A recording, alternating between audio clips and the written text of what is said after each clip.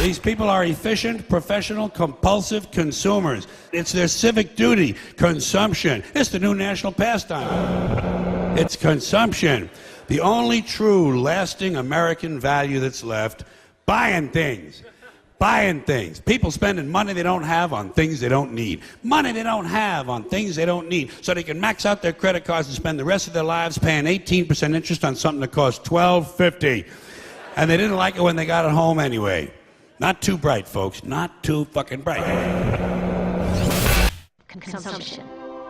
This is the heart of the system, the engine that drives it. It is so important that protecting this arrow has become the top priority for both of these guys.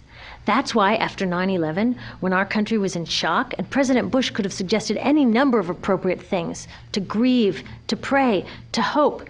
No, he said to shop, to shop, to shop, to shop, to shop, to shop, to shop,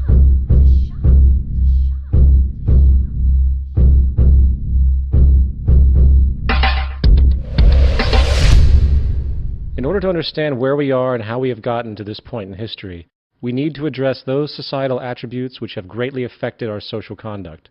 The most important observation in this regard is our use of a monetary system. In this section, we are going to address the mechanisms of our world monetary system, pointing out the consequences this type of organizational structure has produced. 1. The need for cyclical consumption. The roles of people in a monetary system are basically broken into three distinctions: the employee, the employer, and the consumer. The employee performs tasks for the employer in exchange for a wage or monetary payment, while the employer sells a good or service to the consumer for a profit, another classification of monetary payment. In turn, both the employer and the employee function as consumers, for the monetary payments they obtain are used to purchase goods and services relevant to their survival. This act of purchasing goods and services is what allows the entire system to perpetuate, thus allowing for the employer and employee to make money and thus continue consuming. In other words, it is the requirement of perpetual or cyclical consumption that keeps the entire economy going.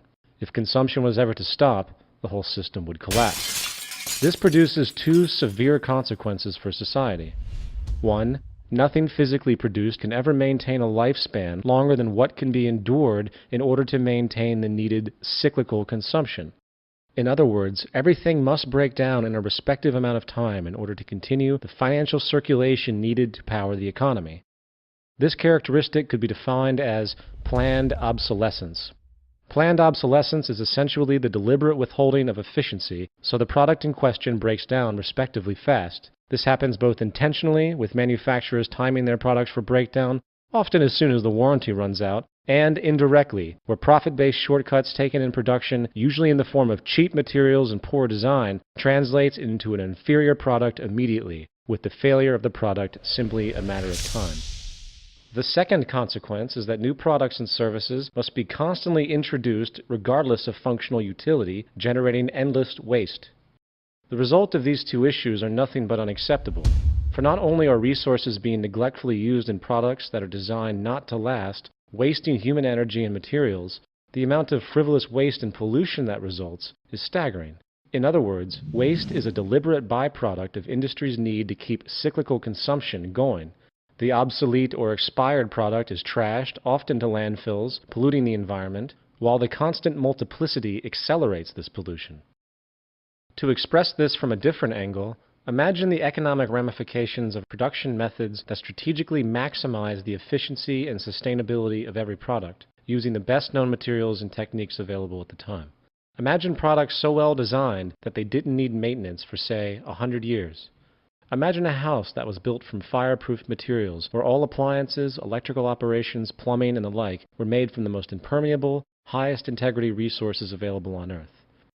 In such a saner world, where we actually created things to last, minimizing pollution and waste, a monetary system would be impossible. For cyclical consumption would slow tremendously, forever weakening so-called economic growth. A monetary system would be impossible. A monetary system would be impossible. A monetary system